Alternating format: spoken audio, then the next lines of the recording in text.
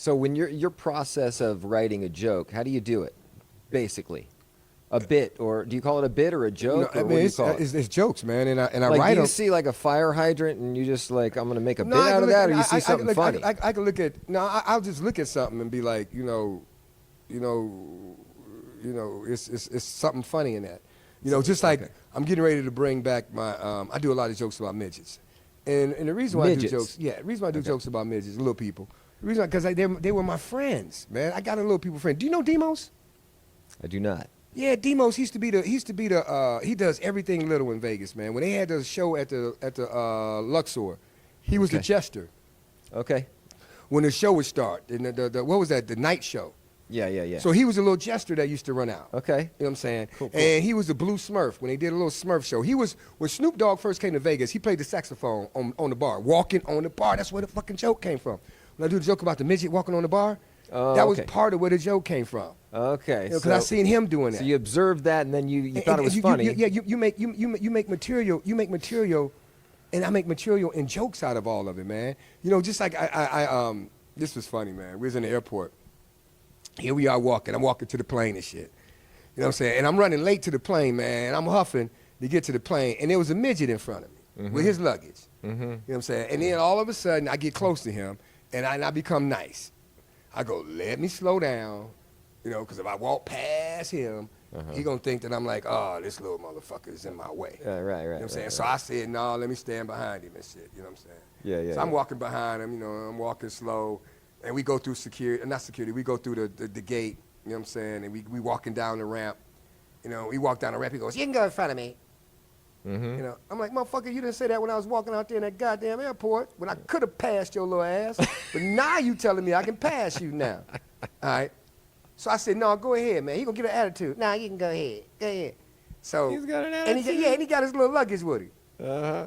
So I'm like, for one, you should be thankful I'm walking behind you. You know why? Because who the fuck gonna help you put your luggage up? That's true. So I got angry and it turned into a joke. So the joke came about out of anger. Yeah, the joke came out of anger. And then do you kind of sculpt that joke over time and try to make it better and change words around and stuff like that? I try to make it unoffensive. So instead of me doing a joke like that, the joke that I did was, I got on the airplane the other day, man. There was 88 midgets on my plane. 88 of them. Okay. I said, and I thought I was being punked. You know what I'm saying? Because I'm walking back to my seat, and I'm like, man, hell no. There's another one. There's another one. There's another one. And I wasn't discriminating that they was on the plane. That's when the joke came. I said, I'm wondering who the fuck gonna help them get their luggage down. Because we ain't gonna get out of here on time. You know See, what I'm that's saying? a fine line, Yeah. man. That's like, But that's hard to do, How? to be unoffensive. Who is going? I'm just saying. If you a midget, who gonna help you get your luggage? I get that. I totally get that. They ain't gonna let everybody stand on the seat. I think it's hilarious. They don't. But they don't get angry. The only time they get angry if you talk about their height. Really? Yeah, man, that's what make them offensive. It's like a fat person.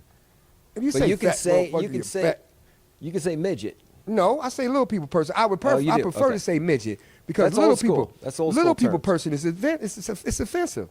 Little people. Yes, little people person is offensive. Black people person.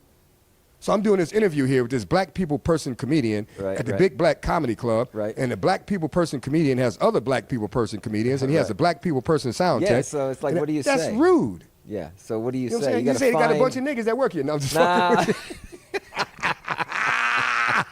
So you Had to say it because he couldn't. You got to find the fine line. You got to find the fine line, and Yeah. you know the line. You know the line. I mean, it's We don't need- we don't need- the thing about it that I was raised with was class, and you got to have it.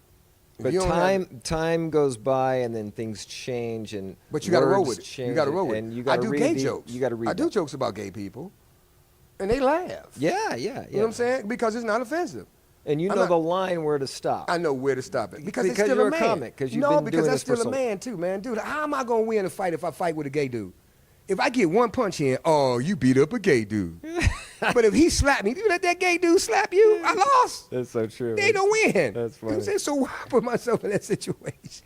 But that's So- the love and like about everybody, man. And like I say, I do the jokes about smoking weed with a gay dude, and all that, which I have.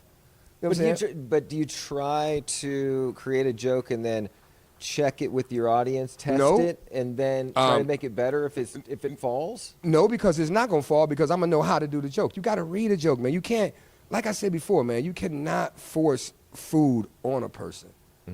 I can't say, eat this hamburger. This the best hamburger in the world. This the best cheeseburger in the world. This the best taco you ever gonna eat. It's fucking taco meat, bro. Yeah. It's a hamburger. It's the same fucking cow that's been pressed into a patty that's being fried the same way anybody. The only thing changing is just like women. The only thing changed the meat is the bun.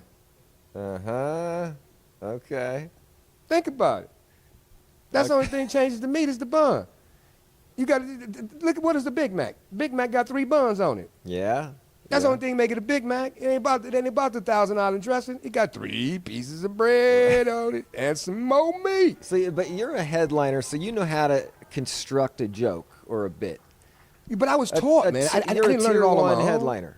I didn't learn it all on my own. I was taught, man. I worked with Paul Mooney. Paul Mooney talked to me one night. He told me how funny I was and told me what I should do.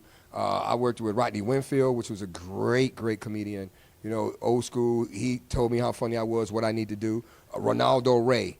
Oh, my God. God bless you, Ronaldo, man. He told me a lot. Me and him sat down. You one funny motherfucker. I mean, he just went off on me, man, and told me, keep it real, keep staying this. You know, stay right and stay right. Michael Collier. I worked with him. He's classy and always wearing suits and shit on stage and looking fly and all this.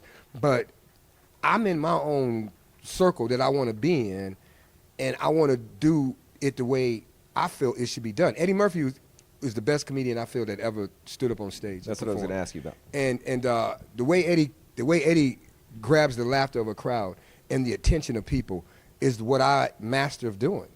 You know, I can talk to you without offending you. You know what I'm saying? I mean, I was a road comic, man. I used to do the most racist towns in Tennessee and Alabama. I did a gig one night. They said, don't go outside at night. I said, why the fuck are you sending me there, man? You know what I'm saying? Well, you don't have to do the gig if you don't want to, but that's the gig to get to the next gig. And the next gig paid more money. You know what I'm saying? So I said, so I got to eat this up. Yeah, don't go outside at night, man. So I knew that they was racist, man. I was down in, damn, I wish I could ask Ty this question. I was down in Kentucky, and it was right by River Downs. It was right where the line is, where the Kentucky line is, up on this hill. River something or I forgot what it's called. It's the back end of Kentucky, and they racist as hell back there, man. And I wrote a joke, and I busted their ass up with the joke, man. No kidding. Yeah, man. These guys was all sitting All there, man. white guys? All white, man. You can look at them and tell, man. So I said, man, y'all smoke weed? They said, yeah, smoke. You got some, buddy? You know what I'm saying? They jabbing back at me. I said, nah, man. I said, I'll never forget one time I did smoke with y'all. I was down in Bowling Green, Kentucky. And I never forget it, man. I smoked some weed down there, man. I've never been this high a day in my life, man. I said, y'all, you know when you smoke weed, you get paranoid. And you do dumb shit. Yeah. You know, and I wrote this joke that night, man. I said, man, I got so high one night, y'all, I went to a Klan rally. Chuck, walk. So you got him over on that. You got him over on that. This is where I lost him. This is where I lost him at. I said, yeah, I got so high, y'all, I went to a Klan rally. I said, because you know when they put them hoods on, they look like big-ass joints walking around. That's great. You better watch yourself, boy. Oh, shit. You better watch. It went from... It turned. Man, it turned like a hurricane. Oh, my God. Yeah. All right, we go. It turned like a hurricane. So, thanks, man. This has been great, man. This has been nothing but I want to, to be honest with you, man. I want to can we make this a part 2 interview? Yeah, if you want. All right, so this is our one right here, man. Okay. All right. I want to finish this interview next Wednesday with you. Okay. On my Sounds good. party bus. On the party bus. Yeah. Tell us about the party bus. Best comedy show on wheels, y'all. Turn a party bus into a comedy club. You got free, unlimited alcohol. I should never just say free, but complimentary because I'm the bartender. You get complimentary drinks. It's a 90-minute show. We go to the Vegas sign. My man Steve, he sings. Ryan, the host of the comedy show here, and J-Dab. I bring those guys in, and they do their bits. And How much are the tickets? The tickets are $60 a person. Okay. And where do you find this? You go online. You go into my website. You go on my website. Okay. What is your website? KeepSmiling.com. Keep Keep on smiling? Keep on smiling. Smilin. Yeah, keep Okay. on SMILEN. EN. .com. Keep on smiling. .com. .com. Yep. Okay, and then you can buy tickets. You And buy then tickets there. where is the bus? Where do you? The bus picks up here, Planet Hollywood. Oh, no kidding. And we go up to the Vegas sign. We take pictures at the Vegas sign. We leave the Vegas sign, y'all. And it's memories. It's memories, man. You got And to. you're standing in the bus. I'm telling doing comedy. jokes. Yeah, man. I sit down in the Or chair you like I'm doing a sitting tour? out. No, I'm telling doing. I'm jokes? telling. It's a comedy show on the party bus. Yes. Comedy And I got show. live singing. We go to the Vegas. When we get to the Vegas sign, that's when I bring the other comedians and let them perform. But I'm performing on the way up. I'm the I've bartender. never heard of such a thing. You It's got a great you idea. will Wednesday. That's why I say Great this is the idea. part 1 of this interview, and I want y'all to stick around, y'all, because part 2 is going to be amazing. We're going to have so much fun, man.